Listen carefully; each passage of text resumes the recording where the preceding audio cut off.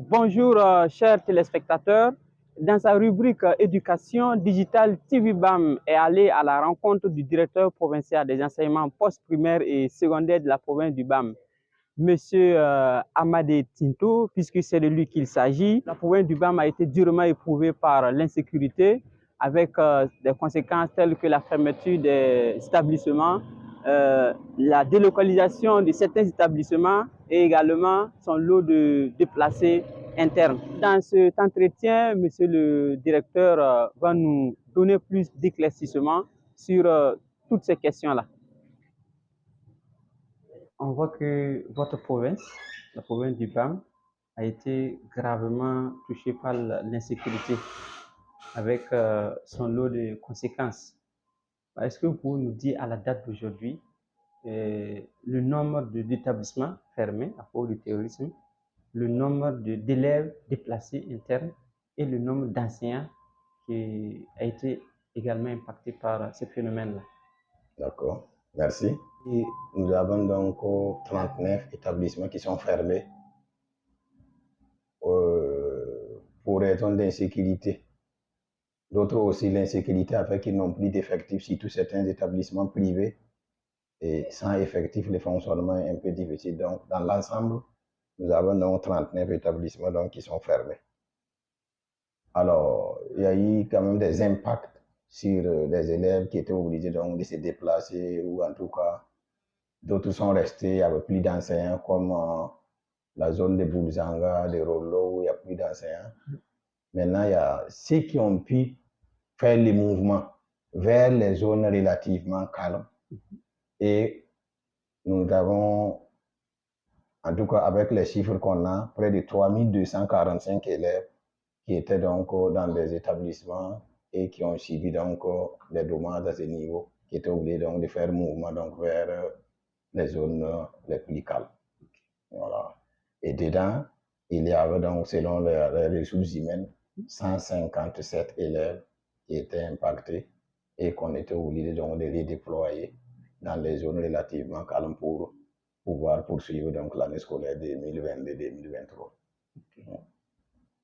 D'accord, merci Monsieur le DP. Alors on sait qu'en début d'année, il y a une note du ministère qui a instruit les différentes directions provinciales de tout faire pour intégrer les élèves déplacés internes. C'est ça. Voilà. Comment est-ce que vous êtes organisé pour pouvoir, en tout cas, intégrer les élèves, les 10 élèves? C'est vrai. Nous avons reçu donc une note du SG disant donc réinscrire donc les élèves déplacés internes là dans les différents établissements. Donc, nous avons passé donc par plusieurs étapes. Et nous avons d'abord fait une rencontre avec tous les chefs d'établissements impactés par la situation. Et on les a demandé, est-ce que vos élèves sont à l'abri à quelque part? Parce que si on prend les cibles théoriques, bon, un élève peut quitter ici, aller dans une autre province ou carrément, bon, donc on ne peut pas savoir exactement. Donc on a demandé de rechercher les élèves là, avec l'aide des parents et tout, d'identifier où ils sont.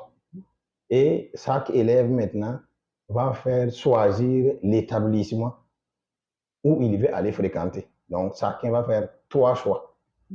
Et chaque élève donc a fait 3 choix. Et on s'est réunis maintenant. Notre première rencontre, c'était avec les établissements fermés. Notre deuxième rencontre, c'est avec les établissements fermés et avec les chefs d'établissement des établissements donc d'accueil, puisque chaque élève a donné là où il veut aller. Donc, nous savons donc où les élèves veulent aller. On les a convoqués, les deux ensemble, et on a dit donc, voilà la situation. Tel élève s'est déplacé d'un coin A à un coin B qui est chez vous. Maintenant, il souhaite venir chez vous. Donc, on s'est entendu et nous avons décidé donc d'affecter les élèves selon leur premier choix. Donc, notre première rencontre, on s'est retrouvé avec 1500 et quelques élèves. On les a affectés selon leur premier choix. Et comme ça marchait, les gens ont eu l'information. Alors, il y a eu des vagues, mais c'était maintenant automatique à notre niveau, puisqu'on disait donc, s'il y a une liste qui arrive, on va vous envoyer. Vous remarquerez par exemple que nous avons une première fois envoyé 845 élèves au lycée municipal. Donc, ça fait que c'est progressivement. Nous avons donc envoyé ces élèves-là. Et après ça, les élèves qui venaient individuellement, on avait fait des bouts de papier. Donc, si un élève se présente, par exemple, dans un établissement, le proviseur lui demande de passer à la DPEPS au niveau des services statistiques. J'ai signé des papiers d'orientation là-bas. Et l'élève vient, on prend son nom, son prénom, on remplit les papiers et on l'envoie, il part à l'école et puis il s'intègre. Donc, c'est comme ça qu'on a pu intégrer, en tout cas, tous les élèves déplacés internes qui se sont présentés dans un établissement pour avoir donc la place. Nous les avons donc intégrés. Et après, nous avons eu une rencontre avec les parents d'élèves. Comme la situation change beaucoup, on a échangé avec les parents d'élèves et nous avions dit, c'est vrai que c'est compliqué, mais si un village se déplace, la première chose à faire, là où vous allez arriver, présentez-vous immédiatement avec l'élève là, ou en tout cas envoyez l'élève là à l'établissement le plus proche de là où vous êtes arrivé. Et c'est ainsi que lorsqu'il y a des déplacements, les élèves se présentent donc dans un établissement et on nous informe qu'il y a tant d'élèves de telle localité qui sont venus et nous donc donnons l'autorisation de les intégrer en classe. C'est comme ça qu'on a pu jongler jusqu'à donc intégrer l'ensemble des élèves en tout cas qui se sont présentés et qui veulent continuer donc les cours. Est-ce que justement par rapport aux élèves déplacés internes, est-ce qu'on peut dire que tous les élèves ont été intégrés?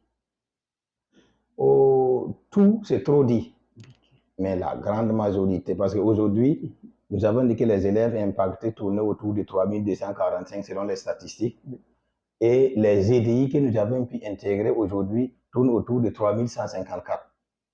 Maintenant, il y a un souci, ça c'est le terrain, c'est que nous avons envoyé des EDI, par exemple, dans des villages, et après ces villages, on bougeait encore. Donc, si vous prenez par exemple Laura, nous avons envoyé des élèves à Laura. Tout Laura, les 12 là, s'est déplacé donc à Kongousi et se retrouvent au lycée provincial et au lycée municipal. Ça fait que la compilation même des EDI là, c'est un peu compliqué.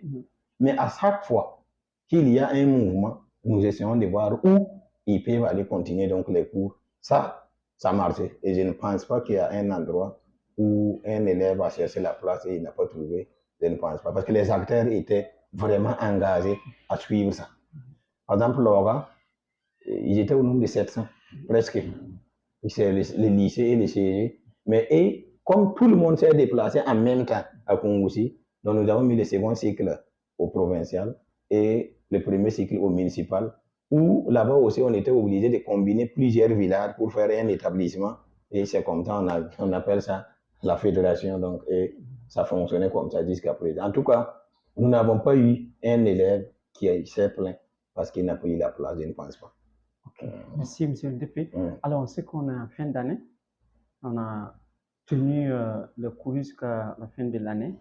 Est-ce que vous êtes satisfait de cette gestion-là de l'année scolaire, surtout le cas des EDI dans votre province? Je suis très satisfait parce que, vous voyez, dans les BAM, tout le monde a compris. Je prends un exemple, lorsqu'on faisait des grèves parce que les élèves dépassaient 70 et qu'on admet des élèves à 80, 90 et on ne se pose même pas de questions, je pense que je peux être satisfait de l'ensemble du comportement de tous les acteurs.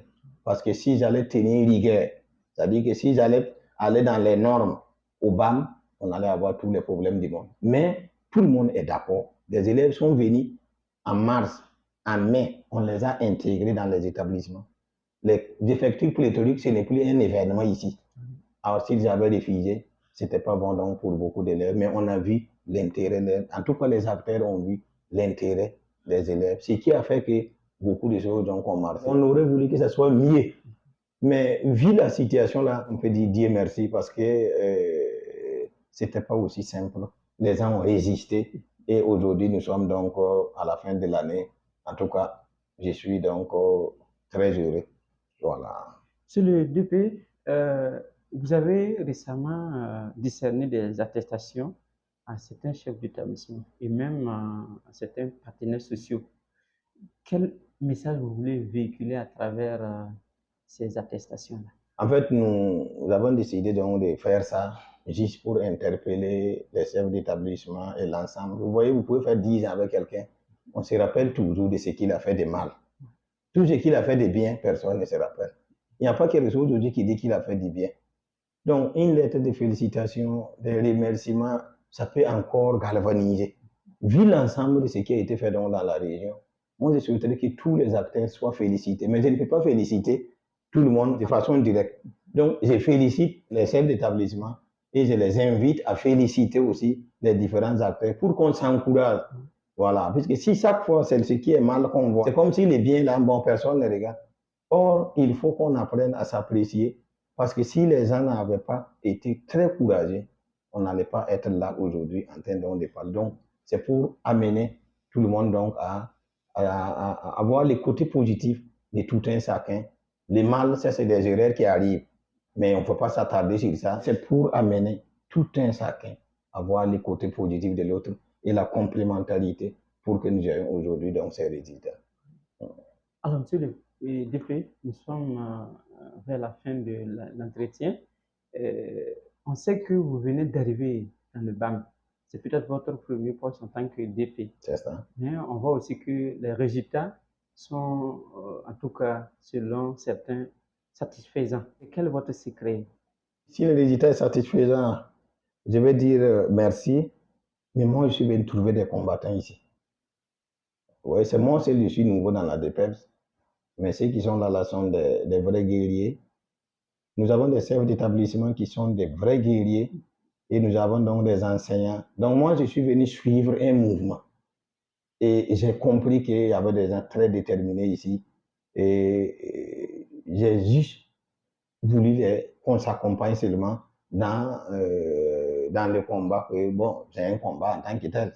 Voilà. Sinon, je n'ai pas de secret en tant que tel, mais j'ai des gens très, très, très déterminés.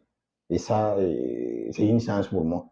Parce que si les gens devaient être vraiment très regardants sur certaines choses, peut-être qu'on n'allait pas atteindre ça. Mais les gens sont focalisés sur l'intérêt des élèves. Je ne sais pas si c'est la crise qui amène les gens à avoir ce comportement. En tout cas, l'élève est au centre de tout. Je suis venu trouver ça comme ça. Et moi aussi, donc, vous accompagne ça comme ça. Est-ce que vous avez des derniers mots de fin? Le dernier mot, c'est dire merci à tous les acteurs. Vous voyez, notre première rencontre au commissariat, on a compris par exemple que notre haut commissaire là était pour l'éducation. À partir du moment où les premiers responsables engagés vers l'éducation, nous pouvons prendre des décisions parce que c'est que même si ça sort, il ne va pas nous taper. Donc, le haut commissaire est très, très regardant sur l'éducation. Nous avons eu des occasions où on a beaucoup échangé sur l'éducation. Donc, tous les acteurs là sont dedans. On peut prendre des initiatives parce qu'on n'a pas peur.